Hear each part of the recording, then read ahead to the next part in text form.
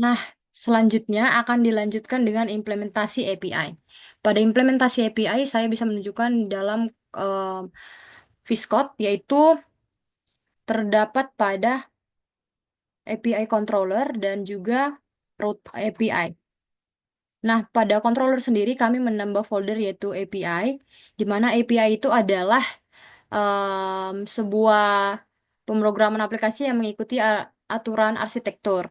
Nah, jadi di sini kami mengimplementasikan REST API, yang artinya Representational State Transfer. Fungsinya adalah untuk memungkinkan komunikasi antara klien, front-end, dan servernya. Jadi di sini menunjukkan API yang dikembangkan itu dengan mendukung metode HTTP standar seperti get, post, put, delete, dan mengembalikan respon yang sesuai. Yaitu mengembalikan JSON. Nah, pada API sendiri di sini ada 2468, ada 8 controller, yaitu ada terdapat out controller, yaitu berisikan fungsi login, register, dan juga yang lainnya. Lalu ada pada base controller, di sini merupakan tempat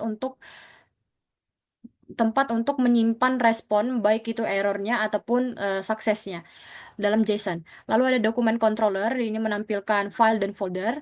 Lalu file controller itu memiliki fungsi index, store, um, delete, destroy gitu, sama update. Lalu ada folder controller, dia itu berisikan fungsi get all untuk mengambil semua user yang masuk untuk mengambil foldernya. Lalu ada berdasarkan get by ID, mengambil folder berdasarkan ID-nya. Lalu ada post, fungsi post, delete, dan upload file juga ada di dalam. Lalu ada view file.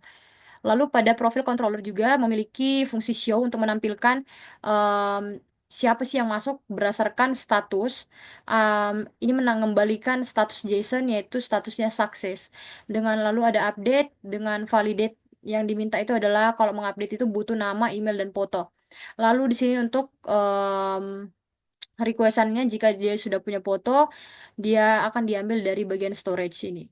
Kalau misalnya dia mau delete, dia akan di-delete dari storage. Diambil dari public untuk profil fotosnya. Lalu ada untuk search controller, yaitu ada fungsi search di mana kita akan masukkan query dengan requestan yang berupa input yaitu query. Lalu dia akan melakukan pencarian pada modelnya. Lalu pada user controller dia itu berisikan indeks, yaitu mengembalikan JSON dan respon.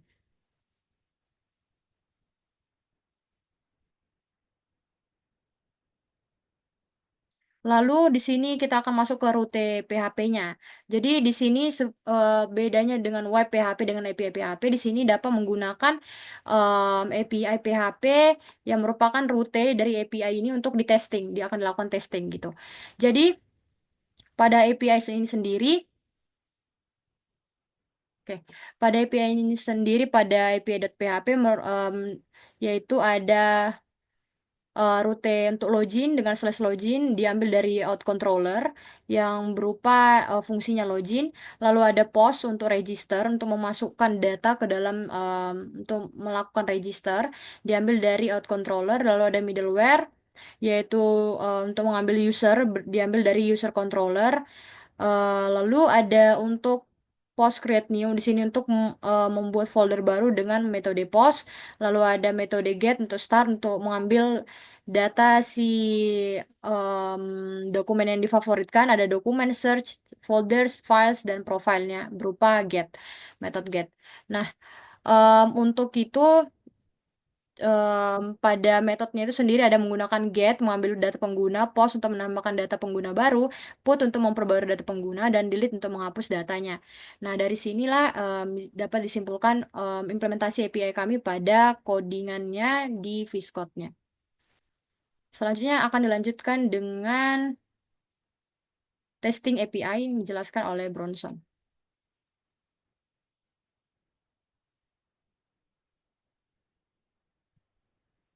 Tuh. Tes, nggak bisa aku share screen. Tunggu.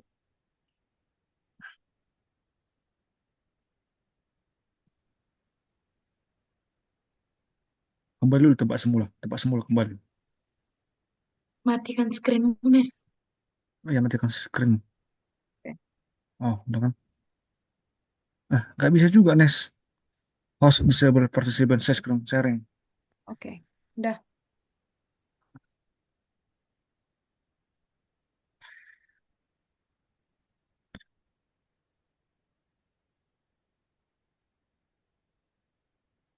Sel- Selanjutnya saya akan menjelaskan bagian dari untuk implementasi dari API.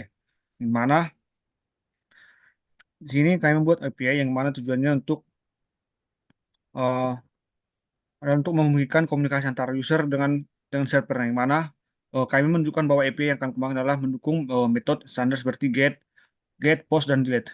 Yang kedua, untuk memberikan respon sesuai dengan format JSON atau kode pada status HTTP yang benar. Di mana kami akan menggunakan Postman untuk membuktikan state endpoint yang berfungsi. Yang di mana pertama kami buat get itu mengambil data pengguna, baru ada post untuk menambahkan data pengguna baru, selanjutnya ada put untuk memperbarui data pengguna. Baru untuk delete untuk menghapus data. Di mana dengan ini REST API kami untuk memenuhi aturan yang telah ditetapkan.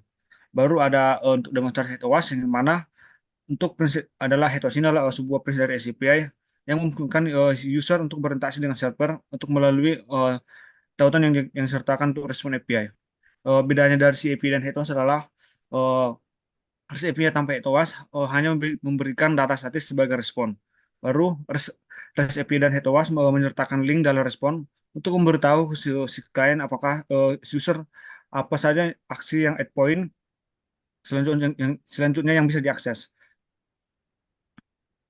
Baru sini kami akan yang pertama adalah untuk melakukan register. Di sini ada kami buat pertama melakukan pendaftaran.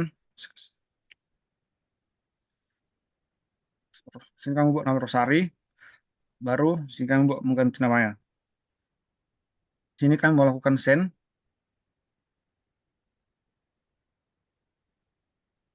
Sini artinya bahwa email yang tadi sudah telah digunakan. Di mana sini kita membuat nama yang lain.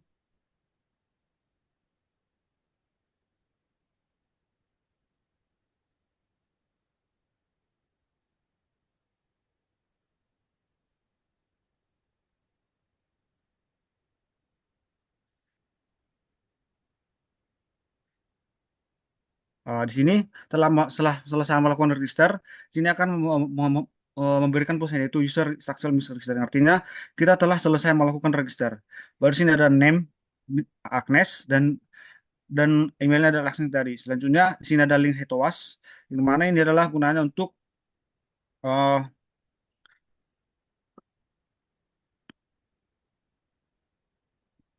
si self ini gunanya untuk merujuk dari URL pada endpoint data saat ini, di mana menunjukkan profil bahwa menunjukkan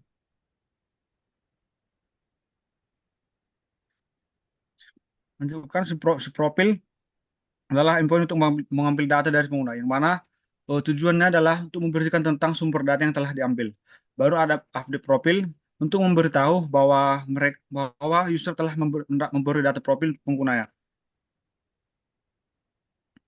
Baru sini adalah untuk respon 201 yang dimana gunanya untuk permintaan berhasil dan server telah membuat data baru. Contohnya saat ini kita akan menggunakan POS, di mana tadi yang saya katakan adalah permintaan server telah memberikan respon yang sesuai. Baru sini ada untuk POS login. Sini adalah kita telah contohnya kita bisa melakukan login melalui dari API tersebut. Contohnya kita melakukan bronson select dengan com dan password seperti yang ini. Di sini dia akan memberikan sebuah token di mana token bear ini. Mana kita bisa melakukan API melalui token tersebut. Baru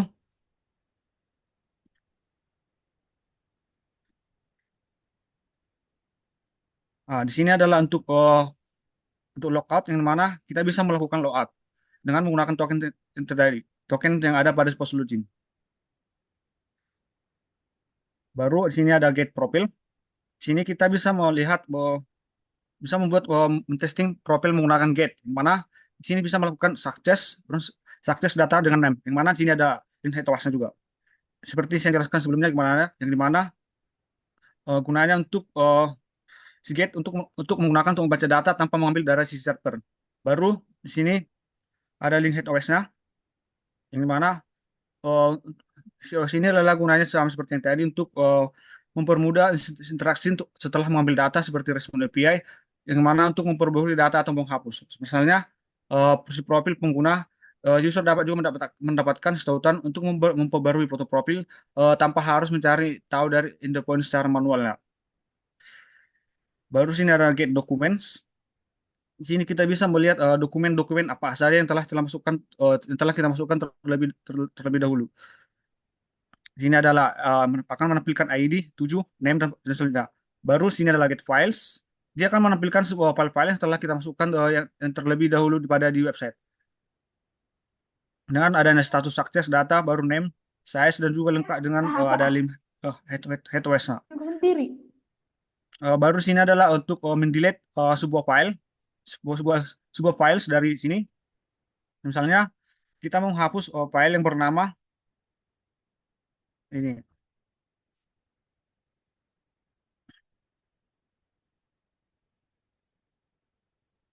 Nah, di sini kita akan melakukan menghapus file. Nah, di sini kita status message-nya itu sukses, yaitu message-nya adalah file delete successful, yang artinya file tersebut telah berhasil hapus dengan menggunakan metode delete. Baru ini adalah get folder. Sini adalah berisi sebuah folder yang telah kita lakukan pada web tersebut. Di sini adalah ada ID-nya, ada name, kategori, kemudian dan lain-lain. Dan juga ada lengkap dengan link HTTPS tersebut dengan menggunakan respon 200. Baru di sini ada get folder ID. Kita bisa mencari folder berdasarkan ID yang ada di sini. Misalnya kita mencari folder ID yaitu nomor 7. Nah, di sini dia akan menempatkan ID dengan ID 7. Nah, di sini ada untuk untuk masukkan data folder uh, berdasarkan yang kita inginkan. Misalnya kita ingin memasukkan namanya adalah PPW. Baru dimasukkan di dokumen akademik. Baru di tugas PPW.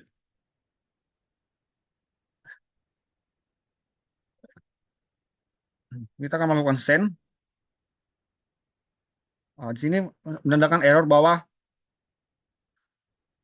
filenya tidak ada.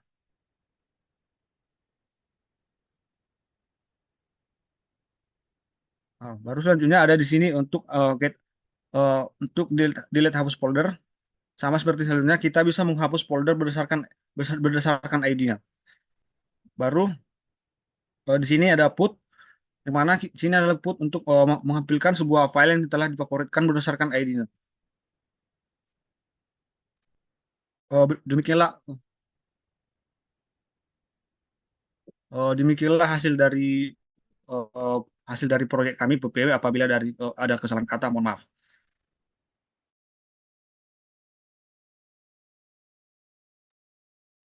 Baik, maaf sebelumnya akan dilanjut lagi untuk bagian desain API case-nya.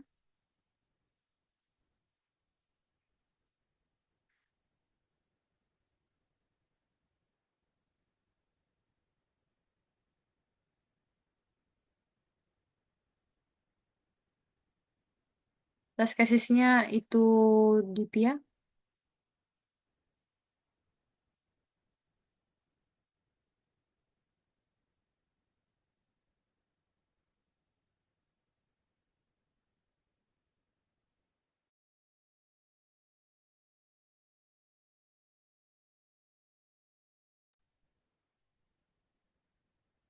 Untuk yang selanjutnya saya akan share screen PPT.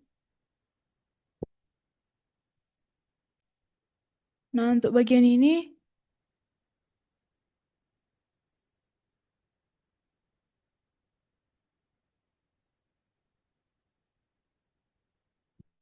untuk bagian pertama itu resource URI-nya itu ada API register. Tujuan ini yang pertama itu jika kita ingin melakukan register, kita akan melakukannya agar dia terhubung langsung dengan si user, kita menggunakan API. Kemudian di sini prosesnya itu registrasi, di mana tujuannya untuk memungkinkan pengguna untuk mendaftar atau membuat akun baru dalam sistem informasi arsip PSI dengan mengisi informasi pribadinya. Di mana pada bagian ini yang pertama itu role yang pertama itu namanya harus diisi, alamat emailnya harus diisi, kata sandinya juga harus diisi.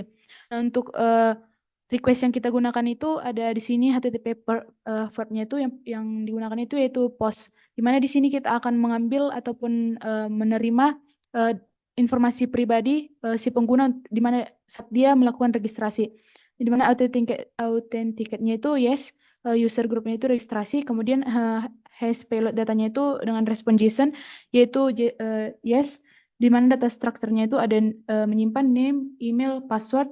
Nah, seperti yang dibuat si user saat melakukan registrasi.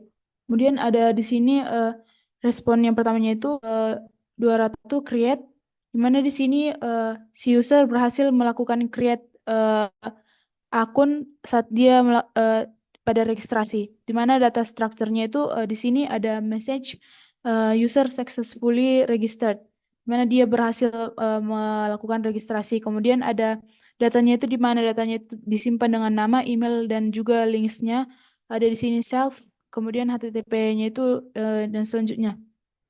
Kemudian untuk yang selanjutnya itu ada untuk login. Sama juga dia akan diawali dengan resource URI-nya itu diawali dengan API login. Kemudian di mana tadi setelah registrasi si user akan masuk ke dalam arsip sys4 dengan menggunakan alamat email dan kata sandinya. Kemudiannya untuk selanjutnya itu sama seperti untuk fitur-fitur selanjutnya sama seperti hal pada register dan login. Untuk selanjutnya akan dijelaskan oleh teman saya.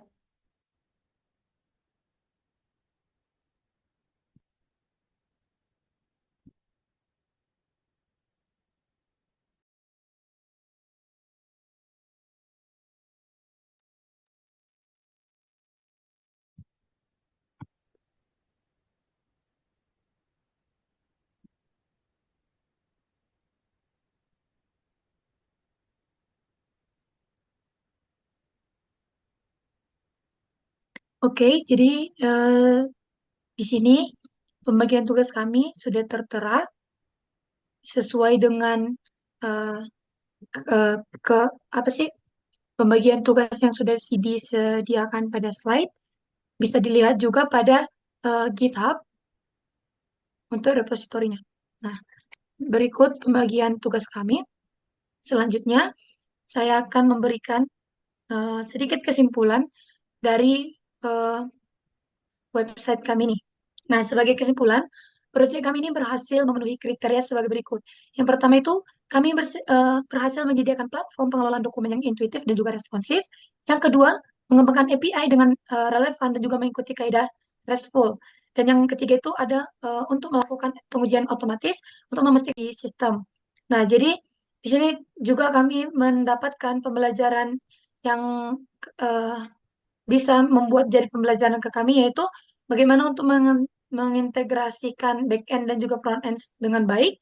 Yang kedua, menerapkan pengujian API secara otomatis. Yang ketiga, oh iya, itu saja. Nah, jadi sekianlah presentasi dari kami. Terima kasih atas perhatiannya, Pak. Eh, Maaf apabila tutur kata yang kami sampaikan ada salah. Kami ucapkan terima kasih banyak. Terima kasih.